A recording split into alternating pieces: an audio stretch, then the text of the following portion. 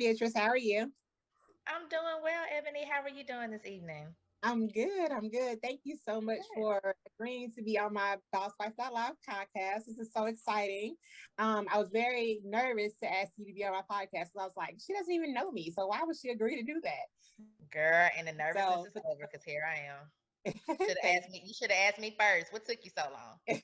I should have. I should have. Thank you. Now, I just want to make sure I'm pronouncing your name correctly. It's Beatrice. Uh-huh, Beatrice. Okay. Beatrice. Okay. Awesome. Awesome. Okay. So I wanted to get started. I've already bragged about you to my audience tonight before we even started talking. Okay. And one thing that I wanted to ask you about was your stay in Memphis because I am a Memphian, and so Okay. yeah, I've only been here. Okay. What's that, girl? What side you uh, from? oh, I'm from South Memphis originally, Okay, but South Memphis. don't ask my husband because he'd be like, "She's from the suburbs," but I'm really not. Okay. Well, interesting enough, my mother is from Memphis. So she grew up in North Memphis. Okay. Went to she went to Fraser High School. Oh wow, so did my Went to dad. Mananzas first and then graduated from Fraser because she actually was one of the first classes to be bused for integration. Oh So she wow. graduated from Fraser her senior year of high school, bomb threats and all. It was Oh crazy. wow. Her stories are really crazy. But I loved my time in Memphis. I tell people that Nashville raised me because I grew up in Nashville, but Memphis made me. Oh, okay. I love I that. lived there for about almost 6 years. Went to the University of Memphis. Um, Took me a little longer than most of my peers, but I had a great time. Memphis indefinitely shaped me, not only as a Black woman, but it definitely it grew me up really quickly, yeah, they do and it that. really showed me how my people live.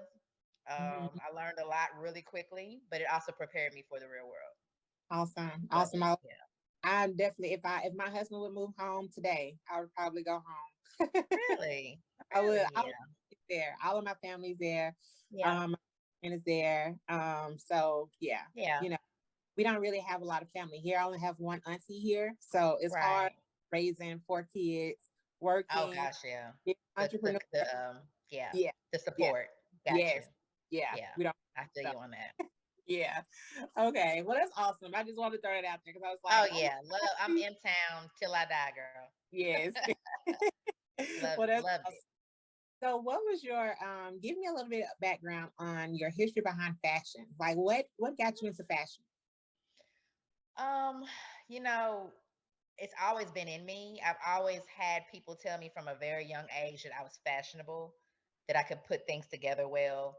Of course, my mother was fashionable, my grandmother was fashionable. So a lot of the women in my family, they were very good, great dressers. So I kind of had that naturally from them. But I would say high school is when I really knew I was fashionable. I wore heels every day. So I wore sandals in the summer and boots in the in the winter. I did too. Um, Goes every day to yeah, school. yeah, I wore heels like crazy. I look back like I can't believe I wore heels every day. And I went to a high school in Nashville that had 4 floors. Hmm. So a lot of walking around with a big backpack. But I used to rip my jeans, and I would go to the thrift store and find ways to like make my outfits look different. I wasn't really big about spending a lot of money. It was just about how can I look different from everybody else. Hmm. So I knew early on in high school that I was different because I always stood out no matter where I went. College, it became more fluent because I was around, like I said, I went to Memphis and I was around people from all over the United States. So people would say, "Man, where are you from? Your style is this and that." And I joined a sorority. And so I used to help my line sisters and my sorority sisters like get ready for parties and stuff like Hmm. that because I had my own swag. So that's when I really started realizing, wow, this is like something I could show people like what to do to help them. So I got real engulfed in like corporate life and working that I never really did anything with it. But in about 2012, I decided to create my own business just doing personal styling. So that's kind of how I really got into it as a business. And I learned a lot. I read a lot of books. I could show you now. I've got 50 or 60 books on just how to style people. Oh wow. How Yeah, I wanted to know like, different women shapes, different men shapes, like what looked good on them, what colors stood out best on what shades, how to get people to wear more color. That was like a big part of my campaign is, get out the black, get out the gray, put some pops of color in your world, even if it's lipstick, nail polish, or something. So I did that for probably about 2 years. And then I realized like, it's really a costly business and that it's really more of a luxury. People really have to Mm-hmm. want to pay you to do that. Mm-hmm. And so being here in Chattanooga, no shade to Chattanooga, but a lot of people just didn't want to pay for that. So I had probably about 3 or 4 clients that were consistent. But what it did teach me is that I had an eye for having my own clothing line because I Mm-hmm. kind of knew at that point, okay, I can come out with my own pieces and people would probably buy them because I know what to do. So I created my first clothing line in 2014, somewhere around there, called Regina James Fashion. And that's what really like catapulted me into fashion. Like I did my first fashion week. It was here in Chattanooga. I came out with several collections. I sold online. I'm like, man, I can make some money off this. So I taught myself how to sew, which was crazy. I look back now, like I was really crazy to do that. But I just bought a sewing machine, got on YouTube, and taught myself how to sew. So it was fun until I had a daughter, and life got busy, Mm-hmm. and I literally have not touched my sewing machine since then. But I did a few manufactured collections overseas, sold those. But what really changed my view on fashion was when I got engaged and I had to start looking for a wedding dress. And then I got introduced to the wedding fashion life. And then I really fell in love because it was just so custom. It was so personable. It was so, all about you, catered to you. Is what you want for your special day. And I was like, this is where I really want to be. So that's what led me to open up Unveiled Bridal Studio. I don't have any of my personal designs in there yet, but I'm working on that. But I knew that that was going to be my contribution to the fashion world was wedding dresses. Awesome. Yeah. That's if you could give fashion a emotion, what would you say it would be for you? Man, it's like for me, it's like coming alive. It's like a heartbeat. Okay. It's That's love, amazing. I guess. I'm definitely in love with it. I have been for a long time, and I think I really avoided it for a long time because I was always kind of taught that there are these traditional roles in jobs that you go after. And I think I always wanted to do fashion, but I just didn't think it would like take care of me and take care of my future family and things like that. But I think if I would have really taken it more seriously as a younger woman, I think I would be a lot farther with it in the world. And maybe even financially, I'd be a lot farther with fashion. But I've definitely been in love and had a passion for it for a long time. Awesome. That's amazing. So Yeah. that's funny that you mentioned that about being a personal stylist because Uh-huh. one that I don't think maybe but a handful of people know that I was also a personal stylist. Like when I was like, Okay. yeah, but it was Wow. it was only like maybe for 2 or 3 years, but it wasn't like what you did. I worked for a boutique here in Chattanooga. That was Okay. my first job, and so that was part of the job is being a personal stylist. And so Right. once I started doing it, and I had to build my own little, you have to have this little book, and you build your own clients up, and then they call you and say, "Hey, I'm going out of town. I'm going on this trip. I need you to pull things for me." And that's it's not when I got into fashion, but that's kind of when I realized, okay, yeah, Chattanooga is definitely not the place for this to be because Yeah. all of my clients, and no shade on us, but Yeah. they were the Yeah. other persuasion. They They weren't were us, right. they were the other persuasion, and Yeah. so and they were definitely not our age. It's like it was Right. all older women, more Working stuff, women. Yes. and so, but I've always been into modeling. So I've been modeling since I was 14. And so I modeled when I Okay. first moved here, and then I, did some stuff around the city and different cities and stuff like that. So um my aunt made me get a job. I never worked. And so when I got my first job here at Talbot's, that's what I did. And Oh so wow. yeah, so that's what So I what did. year did you work at Talbot's? Because I used to pull there too. Did you? Oh, okay. Yeah. It was girls when I was 18. So I guess 2000. Maybe 13? No, 2003. 2003. Okay, no, not yet. I wasn't here yet. I didn't 2004. move. I didn't move to Chattanooga till 2010. Okay. So, but you're right. All of my clients were of the other persuasion, all Mm-hmm. four of them, Yep. and they were very affluent, business women in the Yep. city. One of them was a star member, a star shopper at Talbot's. Okay. Um, Yeah, literally to probably. where I could go in there. I didn't even have to have her card. I could just go in there and Yep. they knew her and they just let me do what I wanted to do. But yeah, you're right. It's very much for that person that really can afford it Yeah. and that needs it. Yeah. And the Chattanooga. and the and emphasis on the afford. Yeah, definitely. Yeah, And yeah. Chattanooga just doesn't offer that atmosphere, I guess. No, It's not here for us. it's So still not there. Yeah, it's no. still not there. And that's okay. That's Yeah, okay. it's okay. It will be eventually. It just takes Yeah, time. it will. It will. But yeah, so that was a cool little tidbit that I'm pretty sure half of nobody knows. But yeah. It's So out there now. You're gonna get calls now, girl. I doubt it. But yeah, so I definitely love fashion as well. Um in my journey in learning about you, I read that you have a book. You want to tell us a little bit about your book? I shared it a little bit. I tried to keep Okay. stuff for our interview. So you want to tell us a Right. little bit about your book? That's like the little known thing that a lot of people don't know about me. So it's kind of like how you just said your little known thing. Mhm. A lot of people know me for fashion, but they don't know that I'm an author and a Oh, wow. podcaster and I've written a play. I've done a lot on the art side. But yeah, I wrote a book back in 2018 called X Times or More, and it's 10 relationship lessons that changed how this woman loves.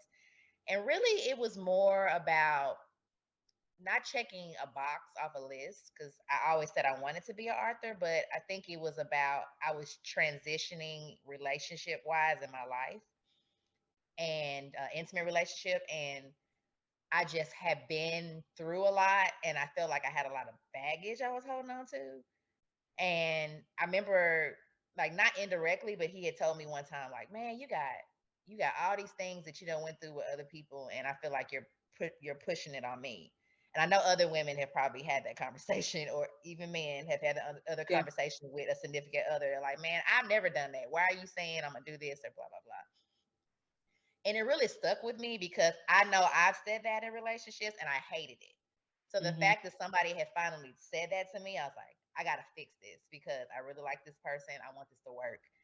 And so I basically pulled out journals because I used to journal. That's another thing people didn't know. They know now because I talk about it all the time, but I used to journal in college a lot.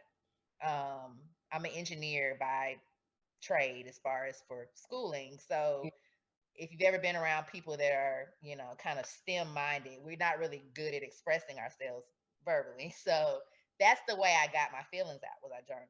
And so I basically just looked through all my old journals and girl laughed and cried and did all kind of stuff. But I said, I'm gonna turn this into a book. And so that's basically what I did. I just read through journals and I pulled out stories and situations and relationships and I picked the top 9 that really, stuck with me. And Hmm. then the last one being my current relationship that I'm kind of writing a letter to him just saying that, all that is behind me and I'm moving forward and I want this to be something new.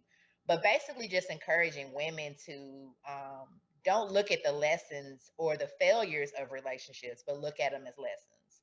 And when you're moving on to something new, whether it even be a new job, a new friendship, a new whatever you're doing new, don't bring the past into it. And if you do, bring it as a lesson. And Right. how are you going to make the next relationship better? So Right. that's basically what it details. And it really has helped me grow. The book is not even long. Like if you read it, it might even take you like a day or two. I've had people tell me, "Oh, I read your book in one day." It's only 70 pages. That's it. But every story has a lesson, and I Hmm. detail it. And yeah, it definitely was a healing mechanism for me. That's awesome. And I've done a lot with it. I started a podcast with it. Um, and all of that to me has been soul care because Hmm. I needed that to release. Um, release a lot of things that, and it comes from being young too, because I think my first story is about my relationship with my dad, which is Mm-hmm. amazing. We're like, the best of friends. But I wanted to show that just because you have a great relationship with, men in your family, that doesn't mean that you're the best at relationships with other people, because I, True. I wasn't. I sucked really bad. So, but it really shows from an 18-year-old girl to probably, I think it went up to like, I think I met my fiance when I was like 27 or 28. So it's really a younger girl, but older women have read it and they can relate, because we all went through that stage where we kind of serial Right. dated. We were madly in love with somebody who was terrible for us. We dated a mama's boy. We dated an alcoholic. So these are just kind of the stories that come in the book, but they all end with the lesson Mm-hmm. and what I did to move forward and not letting it happen again. Wow. That's awesome. And you're right. A lot of times women say, oh, I came from a broken home. I didn't have that relationship with my dad. So that's why I get in these bad relationships with men.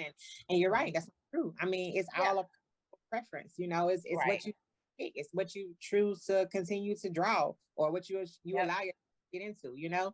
So that's right. true. It's Had that. true. It is. Yeah, Women stick with that stigmatism, and it's like, no, no, don't put that off on no, that. We make our own no. decisions. And That's it true. can go the other way too. You can come from a broken family and come from a broken situation and then meet somebody that's amazingly perfect and will be there for you, through thick and thin. But if you don't take the time to notice that and see that is different, so I don't know, it's all in learning. And that's why I said it's all lessons. And I'm grateful for every single one. Right. All right. So yeah, that's true. That's totally amazing.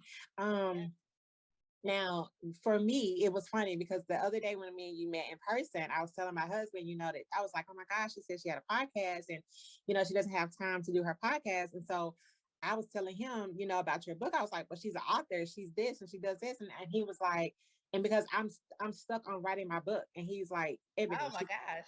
yeah, he was like, she probably, the amount of time that she set aside to write her book is the amount of time you're probably setting aside to do your podcast. There you go. He was like, There so, you go. Smart man. yeah, so he was like, you just gotta, swap it out. And I was like, I can't do that. So because for me, like you said, like my podcast is therapy for me.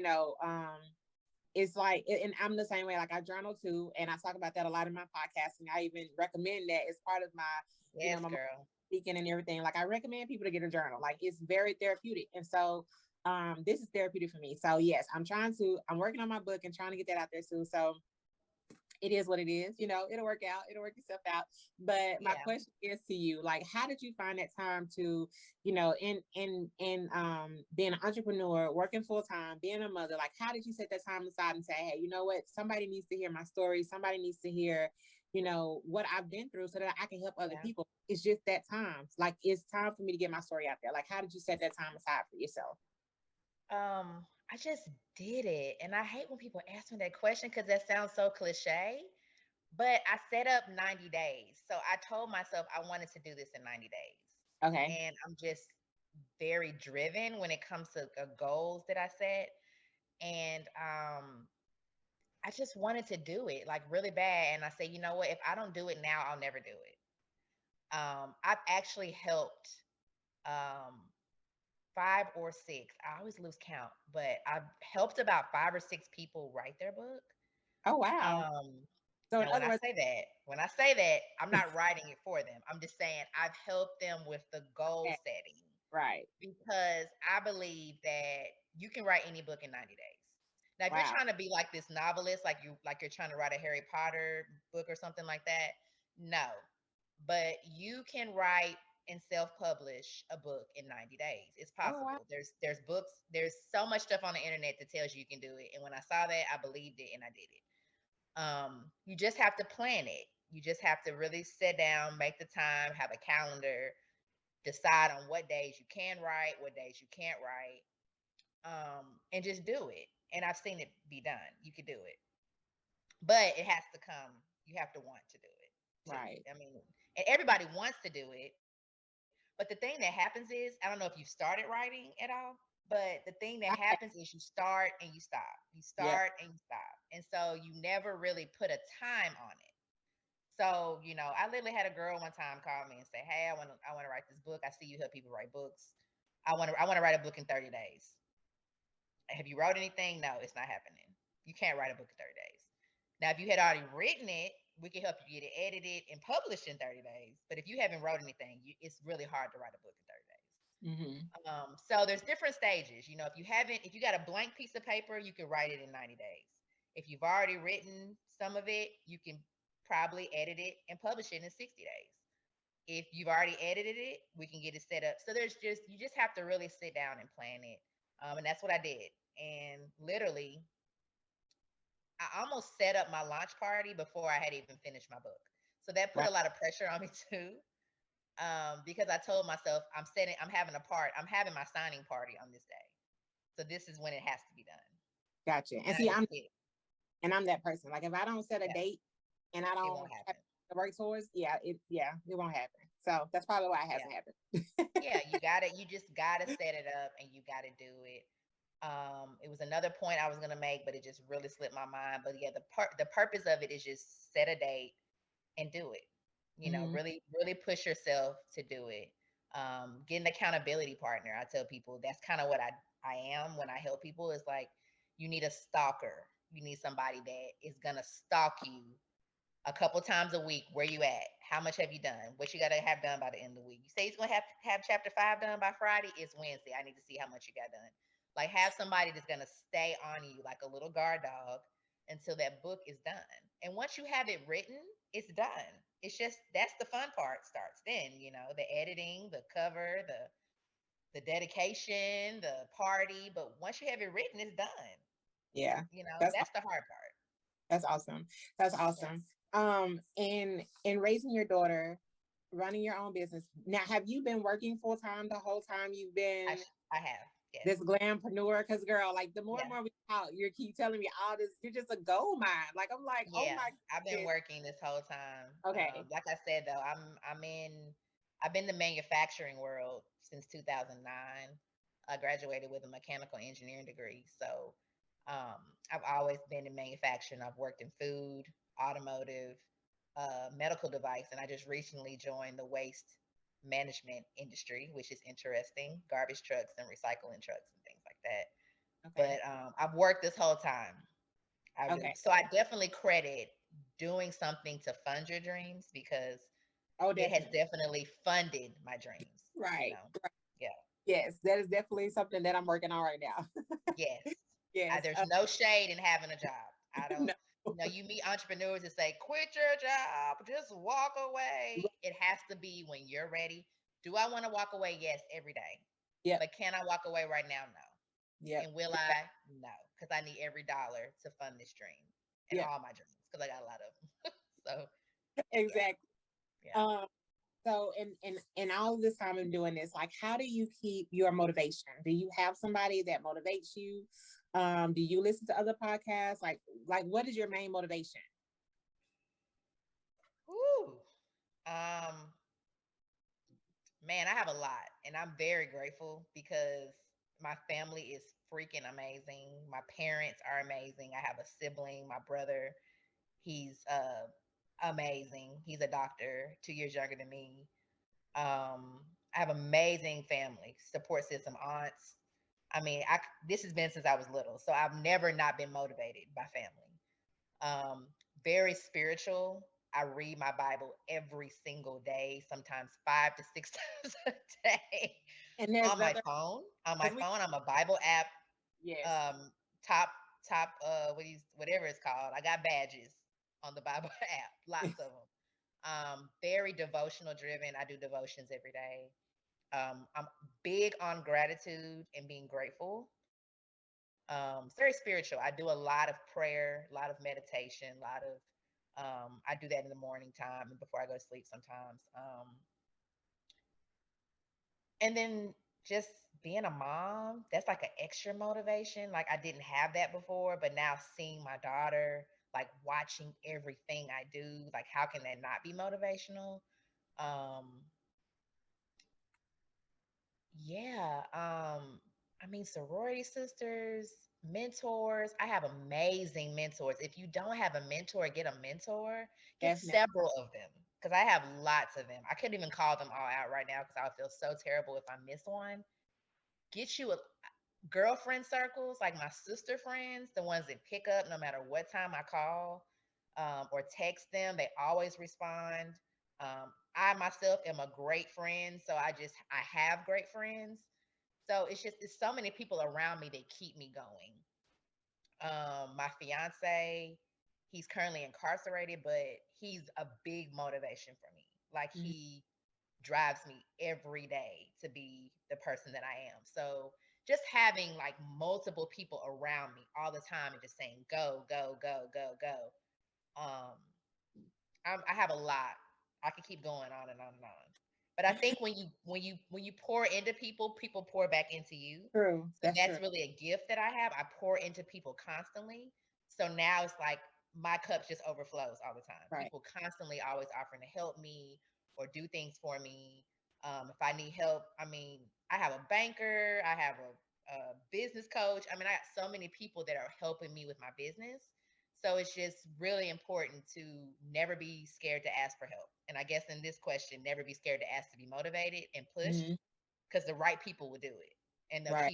they'll keep you going. That's true. That's Yeah. true. And then the thing behind that is finding the right people, because Right. I feel like I'm not a native here in Chattanooga, so finding my circle was Me definitely neither. hard for me. It's Yeah, hard.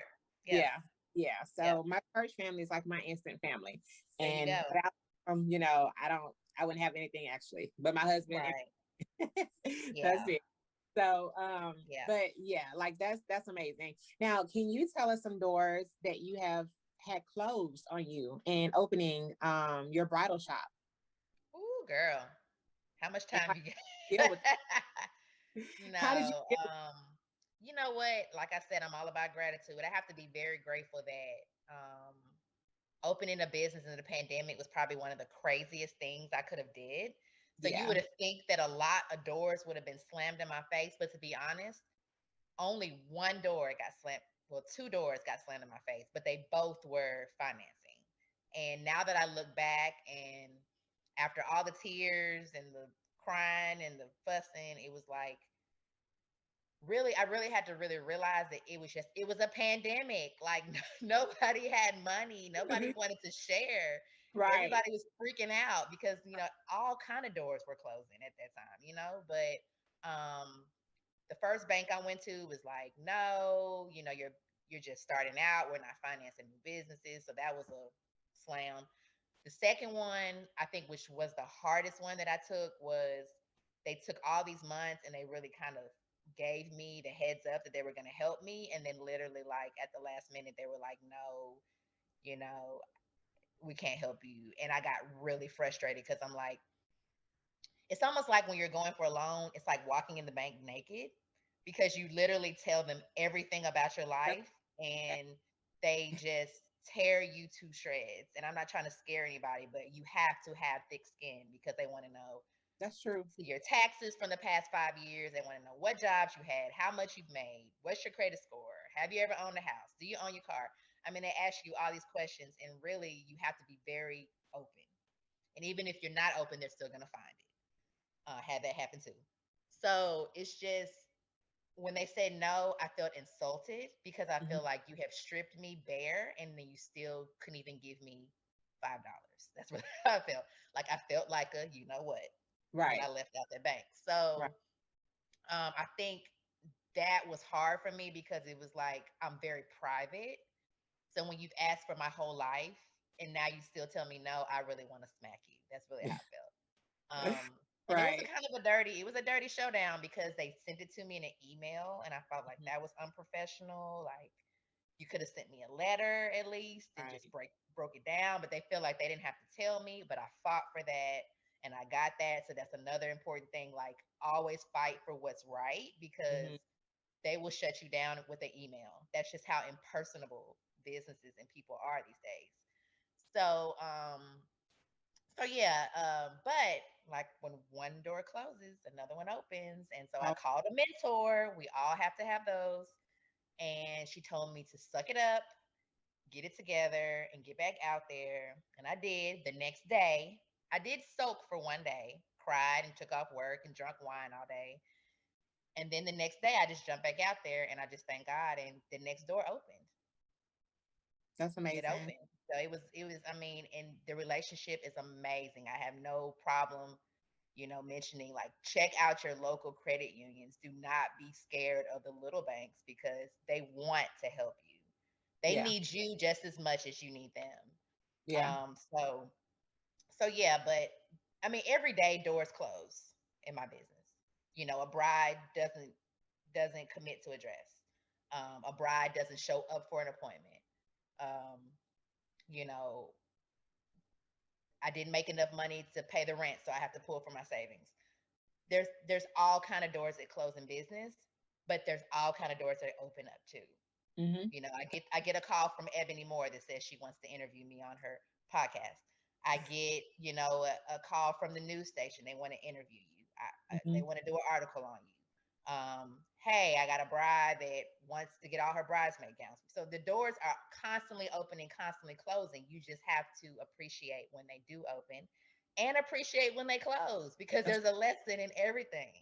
that is There's a true. lesson in everything. That's true. Yeah. And you don't want every door that's open, because every door Yeah, is you. that is right. So that's All amazing. business is not good business. That's true. That's true. Yeah. So yeah, that's awesome. That's awesome. I love your story. And like I said, you are just like a Renaissance woman. Like you're just a gold mine girl. You just got it going on. I just really appreciate the time that you took out Well, to do this podcast with me. So get out. So are you gonna start your podcast back up? So tell us about your podcast. Like what's the name of your podcast? the name of my podcast, surprise, is called X Times or More. Okay. It's based off my book. The first season is complete, so if you wanted to check it out, you can see it. You can catch it on any platform, Google Podcasts, Apple Podcasts, whatever. You can find it. The first season's out there and complete. And really, what I did was my book was 10 chapters. So X times or more is 10 times in love. So the X is 10, Roman numeral 10. Mm-hmm. So I have 10 episodes that break down the 10 chapters. So that really was just me breaking down why I wrote every chapter and just giving a little more detail, like a little more juicier detail about it. And then the second season, which is not complete, which I might try to revamp eventually, but I haven't decided when I'm going to do that. But I published a journal in 2019. I think that's the right year, called X Times or More, the journal. And it's about gratitude. It's about loving yourself more and more every day and the things you need to do for self care. Because a lot of my book talks about the things that I wasn't doing for myself. Oh So the wow. spinoff is a journal. It's a gratitude journal. It has 10 sections, not chapters, but more like sections with questions and a self-care checklist in every section that says, hey, take a bubble bath tonight, eat some chocolate, drink, find you a new wine, find you a new tea, get dressed up, take yourself out to dinner. These are things you could do. So the podcast in the second season was kind of breaking down those sections and giving women something to do every episode for self-care. And Okay. then talking about an affirmation or how to be grateful because I affirm myself daily. I try to do self-care or soul care daily. And I definitely try to have gratitude daily. So it really was just giving women those practices that I do daily. No matter what relationship you're in or what you're going through, you have to love yourself and do for yourself Right. first. That's true. First. Right. Right. Because we lose sight of that. We do. We Yes. always and regardless of Especially what into motherhood. That's when I really had yeah, to realize those three things are so critical because you will lose yourself. definitely. Yeah, You will lose definitely. yourself. Yeah. Yeah. Yeah. And it's easy to do. And it's So not to be easy. kind of blame or whatever, but we do it willingly sometimes and sometimes Yep. we don't. Right. So yeah, this time has been amazing with you. I'm so Yeah. excited we got to do this tonight. Um, so give us where we can find you. Like let my listeners know where we can find you. Girl, anywhere on the internet, just type. I'm all over, girl. Do But you have a page or a website? I mean, I do. It just depends on what you need from me. So Got There you go. So, if you are looking, I know we've talked about my studio, Unveiled Bridal Studio. I'm on all social media platforms, Unveiled Bridal Studio, and you can www.unveiledbridalstudio.com. So if there's any brides watching that want to connect with me, want to schedule appointments, I am in Chattanooga, Tennessee, but I do virtual appointments as well. I didn't talk a lot about the studio, but I carry minority designers. That's a big push that I do. But I also offer a lot of other services. So if you go to www.unveiledbridalstudio, you can learn more about that and find me on social media under that as well. And then for my author world, I just go by Author Veatrice Conley because that's me. I'm just me. And you can find me on all social media platforms, Arthur Veatrice Conley. Then the website is www.amour, which is AMOUR, booksonline.com. Amour Yeah. Books Online. Both of my books are on there. My links to my podcast are on there. But if you go like to Instagram or Facebook and type in Arthur Veatrice Conley, you can get to all my links on there as well. Okay. Okay. And you don't we don't have to cut this short. Please tell us a little bit more about the studio. So what do you offer in the studio? Um, so my studio is very special. I'll just say that. It's the best. It is about 800 square feet, but it's private appointment only. So a bride basically has the whole studio to herself. Very inviting, very intimate. I carry three designers, two of which are African American designers. That was a big push in my business plan to bring African American designers to the Chattanooga, Tennessee area because there were none other than the ones that are local who actually, make custom from scratch, but no New York Fashion Week designers or anything of that nature. So I wanted to bring that here. Um, and it's been great. I carry Pantora Bridal and also carry Amsala. So they're two really well-known African American designers. And then I carry a Bohemian collection, two sisters out of California called Daughters of Simone. And I carry a bridesmaid collection, which is Amsala, also African American designer. Um, yeah, and so I've had about 12 brides commit this year, which I'm very proud of that. Yeah. My price point is between 1,000 and 3,000, so definitely not a David's bridal price point, but a bride that's looking for custom creation and they want to be represented in a minority brand. I definitely think my prices are very affordable for that, Yes. especially if you don't want to fly all the way to New York or fly to Chicago or Miami. You could definitely come to Chattanooga and get a dress that's going to look amazing down the aisle. I also do wine tastings. I do vow writing classes. I have pop up proposal packages. So I have a lot of different packages that I offer through the Oh studio. wow. That's amazing. Yeah, That I is try to be all inclusive yeah. for brides, but also want to offer services for people that necessarily aren't getting married. So if you just like wine, if you're a wine person, you could come to my studio, set up a wine tasting. I'm a distributor for a wine called One Hope. It's pretty good wine. There's a wine. They have a winery in California, so it's a legit wine. It's not something you just buy at the store. It's coming from a real winery, and you can set up a wine tasting in the Awesome. space and just kick back with your friends, or it can be a couples thing. It doesn't have to necessarily be girlfriends, but yeah, just try to offer some services for people that not necessarily getting married, but just want to have time in the space. Awesome. So Awesome. yeah. Well, that is awesome. Well, thank you so much. No, thank you. This has been I fun. I it has, appreciate you thinking of me to do it this. has fun. Well, girl, yeah, thank you. I'm so excited for this to post and air for my audience to hear this. We have learned so much. In the beginning of the podcast, I told them I was like, make sure the kids are in the bed, the pets are down, the husband is asleep. This is definitely a podcast you don't want to miss. So Yeah. thank you so much for joining us tonight. And I do have listeners all over the world. I've already put it out there at the beginning of the podcast. They don't have to be in Chattanooga or Tennessee. They can definitely look you up online and order your Yes. dresses, do virtual appointments. So girl, yeah, I got you covered. So thank you so much for joining us tonight, you guys. Thank you so much for coming in and listening to us on this Tuesday night. Wherever you are, whatever you're doing, I'm there. You guys know wherever you are listening, whatever platform you're on, I'm there. So I will see you guys again next Tuesday.